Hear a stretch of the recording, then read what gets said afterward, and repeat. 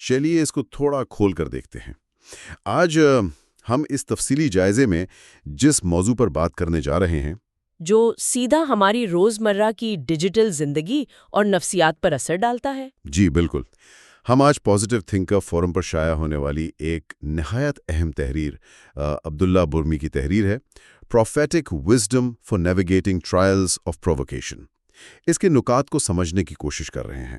یہ عنوان واقعی بہت دلچسپ ہے نا؟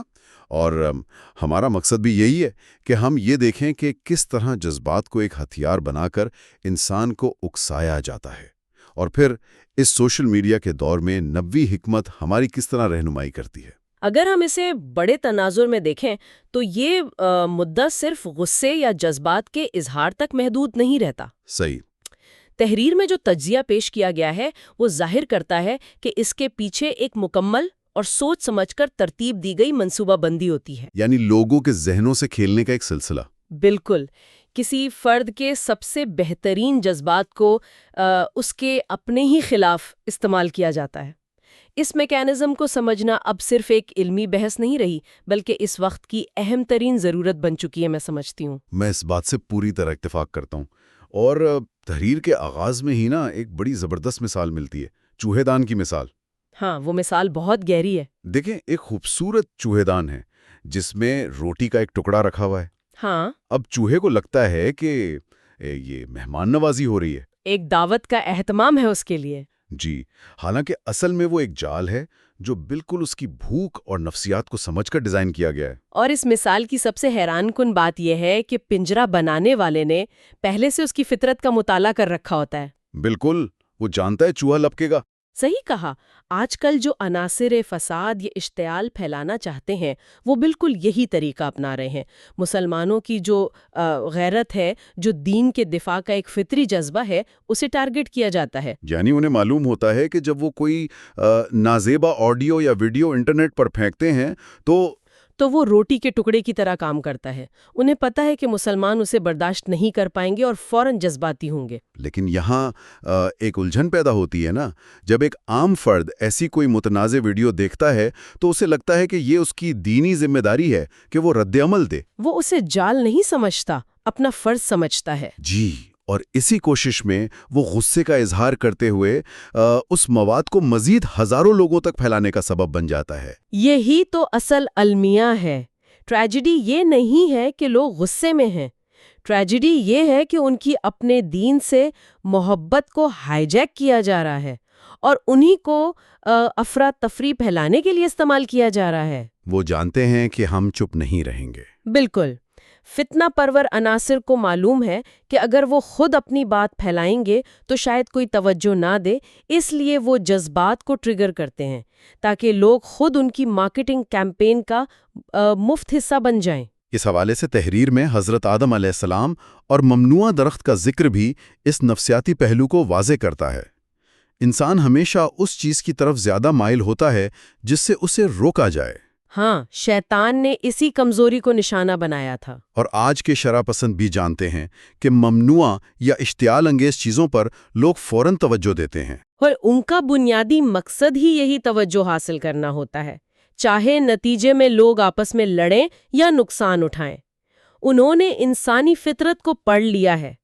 ہم شعور رکھنے کے باوجود اپنی ان کمزوریوں کے ہاتھوں مینیپولیشن کا شکار ہو جاتے ہیں۔ یہ سب سن کر لگتا ہے جیسے یہ صرف سمارٹ فون اور آج کے الگوریتھم کے دور کا ہی مسئلہ ہے، لیکن اگر ہم تھوڑا پیچھے جائیں اسلامی تاریخ کی طرف تو وہاں سے بڑی گہری رہنمائی ملتی ہے کہ ایسی اشتعال انگیزی کا سامنا پہلے کیسے کیا گیا۔ تاریخ میں تو اشتعال انگیزی ہمیشہ سے ایک ہتھیار رہی ہے۔ قرآن کے نزول کے وقت مخالفین نے نبی کریم صلی اللہ علیہ وسلم کو جادوگر اور مجنون جیسے القابات سے پکارا تاکہ مسلمان غصے میں آ کر کوئی غلطی کریں۔ صحیح کہا، لیکن اس سے بھی بڑی مثال حضرت عائشہ رضی اللہ عنہا پر تہمت لگانے کا واقعہ ہے۔ اس فتنے کو ہوا دینے میں عبداللہ بن ابی بن سلول پیش تھا۔ اگر آج کے تناظر میں دیکھیں تو ایسی خبر پر فوراً ایک جذباتی مہم چلنی چاہیے تھی، خون خرابہ ہونا چاہیے تھا۔ عام طور پر تو فوراً ایک ہجوم اکٹھا ہو جاتا ہے ایسے معاملات میں، کیونکہ لوگ سمجھتے ہیں کہ غیرت کا تقاضا یہی ہے کہ فوراً بدلہ لیا جائے یا شور مچایا جائے۔ مگر اس دور میں ایسا کچھ نہیں ہوا۔ اس شدید جذباتی معاملے کو جس صبر، حکمت اور قانونی دائرے کار میں رہ کر نمٹایا گیا، وہ ایک مکمل سبق ہے۔ نبی کریم صلی اللہ علیہ وسلم نے جذبات میں بہنے کے بجائے ٹھہراؤ سے کام لیا، یہاں تک کہ اللہ نے قرآن میں حضرت عائشہ رضی اللہ عنہا کی پاکدامنی بیان فرما دی۔ یہ سنت ہمیں بتاتی ہے کہ شدید غصے میں کیا گیا فوری فیصلہ اکثر اس دشمن کی چال کا حصہ ہوتا ہے جو آپ کو غلطی کرتے دیکھنا چاہتا ہے۔ اسی حوالے سے سورس میں مولانا وحید الدین خان کی کتاب شتم رسول کا جو حوالہ دیا گیا ہے وہ اس مقاف کی بہترین تائید کرتا ہے۔ جی، اس کتاب میں تفصیلاً بتایا گیا ہے کہ غصے کے بجائے حکمت، صبر اور دعوت دین کے مثبت رویے کو اختیار کرنا چاہیے، کیونکہ دشمن چاہتا ہی یہ ہے کہ مسلمانوں کو اس مقام تک اشتعال دلایا جائے جہاں وہ دین کی تعلیمات کو بھول کر فساد پر اتر آئیں۔ اور اسی پوائنٹ پر حضرت عمر رضی اللہ عنہ کا ایک تاریخی قول تحریر کی جان بن جاتا ہے۔ انہوں نے فرمایا، باطل کو خاموشی اختیار کر کے ختم کر دو۔ باطل کو خاموشی اختیار کر کے ختم کر دو، واہ! اصل مقصد پر غور کیا جائے تو ہر جھوٹ کا علاج شور مچانا یا بحث کرنا نہیں ہوتا، بعض اوقات نظر انداز کرنے سے جھوٹ اپنی موت آپ مر جاتا ہے۔ یہ خاموشی والی بات واقعی گہرائی رکھتی ہے، اور اس چیز کو سمجھنے کے لیے سورس میں جمعے کے خطبے کی حدیث کا بڑا خوبصورت حوالہ ہے۔ آج اس میں بتایا گیا ہے کہ خطبے کے دوران اگر کوئی دوسرے کو صرف اتنا کہے کہ چپ ہو جاؤ تو وہ شخص خود بھی لغو کا شکار ہو جاتا ہے۔ یعنی اصلاح کے نام پر اس نے خود خطبے کا خشوع خراب کر دیا اور بیکار بات میں پڑ گیا۔ یہی وہ پوائنٹ ہے جہاں دین اور نفسیات کا سنگم ہوتا ہے۔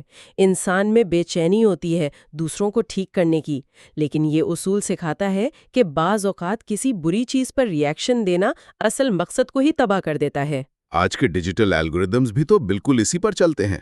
سوشل میڈیا کو صرف انگیجمنٹ چاہیے۔ لوگ متنازع پوسٹ کو دیکھتے ہیں، غصے میں آتے ہیں اور نیچے کامنٹس میں لکھتے ہیں کہ اسے بلاک کرو یا رپورٹ کرو۔ انہیں لگتا ہے وہ برائی کو روک رہے ہیں، جبکہ سسٹم صرف یہ دیکھتا ہے کہ لوگ اس پوسٹ پر رک رہے ہیں، بات کر رہے ہیں، تو وہ اسے اٹھا کر مزید لاکھوں سکرینز پر پھینک دیتا ہے۔ ہم سمجھتے ہیں ہم راستہ روک رہے ہیں، جبکہ حقیقت میں ہم دشمن کے راستے کی رکاوٹیں صاف کر رہے ہوتے ہیں۔ یہ تجزیہ بالکل ٹھیک ہے۔ اور پھر وہی پوسٹس جنہیں دیکھ کر ایمان جاگتا ہے، انہی کے ساتھ جذباتی اپیلیں جڑی ہوتی ہیں کہ اسے پوری دنیا میں پھیلا دو، اور لوگ انجانے میں انہی لوگوں کے پروموٹر بن جاتے ہیں جن سے وہ نفرت کرتے ہیں۔ اسی لیے تحریر میں سورہ ال عمران کی آیت کا حوالہ موزون ہے، اگر تم صبر کرو اور اللہ سے ڈرو تو ان کی کوئی چال تمہیں نقصان نہیں پہنچا سکتی۔ صبر اور ٹھہراؤ ہی اصل ڈھال ہے۔ اس حوالے سے ایک اور آیت کا ذکر بھی کیا گیا ہے جس میں ان لوگوں کا تذکرہ ہے جو زمین پر فساد پھیلاتے ہیں لیکن خود کو مصلح یعنی سدھارنے والے کہتے ہیں۔ جی، یہ بہت اہم نشاندہی ہے۔ کئی مرتبہ مسلمان خود جذبات میں آ کر ہنگامے کرتے ہیں، بدعات پھیلاتے ہیں اور سمجھتے ہیں کہ دین کی خدمت کر رہے ہیں۔ اور یہ خود سب سے بڑی بے ادبی ہے کہ جن کاموں سے نبی کریم صلی اللہ علیہ وسلم نے منع فرمایا ہے، لوگ اسے دین کا نام دے کر انجام دیں۔ اصل غیرت یہ تو نہیں کہ اشتعال میں آ کر اپنا ہی نقصان کر لیا جائے، غیرت یہ ہے کہ دیکھا جائے اس عمل سے دین کا وقار بڑھ رہا ہے یا گھٹ رہا ہے۔ دشمن تو بیٹھ کر تماشا دیکھتا ہے جب لوگ آپس میں ہی لڑنے لگتے ہیں۔ مسئلہ تو پوری طرح کھل کر سامنے آ گیا کہ جذباتی رد عمل اپنا ہی نقصان ہے، لیکن اب سوال یہ پیدا ہوتا ہے کہ اس سے نکلنے کا راستہ کیا ہے؟ سورس میں ان حالات سے نمٹنے کے لیے 4 بنیادی حل بتائے گئے ہیں۔ پہلا حل تو یہ ہے کہ بغیر تصدیق کسی خبر یا ویڈیو کو آگے ہرگز نہ بڑھائیں۔ سننے میں یہ سادی سی بات لگتی ہے، لیکن عمل کرنا اتنا ہی مشکل ہے۔ لوگ چاہتے ہیں کہ خبر دینے والے وہ سب سے پہلے انسان ہوں۔ اگر تصدیق کی عادت اپنا لی جائے تو افواہوں کا آدھا راستہ تو وہیں رک جاتا ہے۔ بالکل۔ دوسرا پوائنٹ یہ سامنے رکھا گیا ہے کہ جذباتی اپیل سے بچا جائے، خاص طور پر وہ میسیجز جو عذاب یا مذہب کا واسطہ دے کر فارورڈ کرنے پر مجبور کرتے ہیں۔ ان میسیجز کا مقصد ہی عقل کو بائی پاس کرنا ہوتا ہے۔ ایک ذمہ دار انسان کو ایسی مینیپولیشنز کو پہچان کر انکار کرنا آنا چاہیے۔ پھر تیسرا حل یہ آتا ہے کہ اگر کوئی واقعی اعتراض مزاج مواد موجود ہو تو اسے پھیلانے یا سڑکوں پر آنے کے بجائے قانونی اور منظم طریقے سے متعلقہ اداروں تک پہنچایا جائے۔ لوگ سوچتے ہیں قانونی راستہ سست ہے، لیکن ہجوم کا انصاف صرف تباہی لاتا ہے۔ منظم قانونی طریقہ سسٹم کو ٹھیک کرتا ہے اور فتنے کو روکتا ہے۔ چوتھا اور سب سے اہم حل یہ بتایا گیا ہے کہ اپنی توانائیوں کو مثبت کاموں میں لگائیں۔ نبی کریم صلی اللہ علیہ وسلم کی سیرت اور اخلاق کا عملی نمونہ پیش کریں۔ یہ چاروں نکات اس دور میں خود کو مینیپولیشن سے بچانے کا قانون ہے۔ جب تصدیق ہوتی ہے تو افواہ مڑتی ہے، جب قانونی راستہ چنا جاتا ہے تو فساد رکتا ہے، اور جب مثبت رویہ اپنایا جاتا ہے تو دشمن اپنا مقصد بھول جاتا ہے۔ تو اس سب کا آخری نتیجہ کیا نکلتا ہے؟ اس پورے تفصیلی جائزے کا نچوڑ یہ ہے کہ سننے والوں کے لیے یہ یاد رکھنا لازمی ہے کہ ہر روٹی کا ٹکڑا رزق نہیں ہوتا۔ دور حاضر میں یہ بعض اوقات ایک جال ہوتا ہے جو خاص طور پر جذبات کا شکار کرنے کے لیے لگایا جاتا ہے۔ سچی غیرت جذبات میں بہہ جانے کا نام نہیں بلکہ حکمت سے فیصلہ کرنے کا نام ہے۔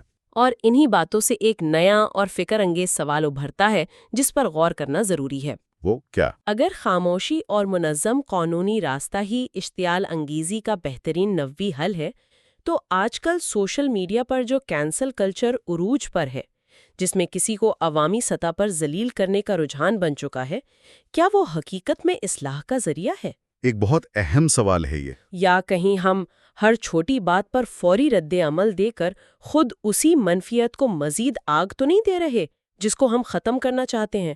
یہ وہ سوال ہے جو ہر سمجھدار فرد کو اپنے اعمال کا محاسبہ کرنے پر مجبور کرتا ہے۔ واقعی یہ ایک ایسی فکر ہے جس پر ہم سب کو اکیلے میں بیٹھ کر غور کرنا چاہیے۔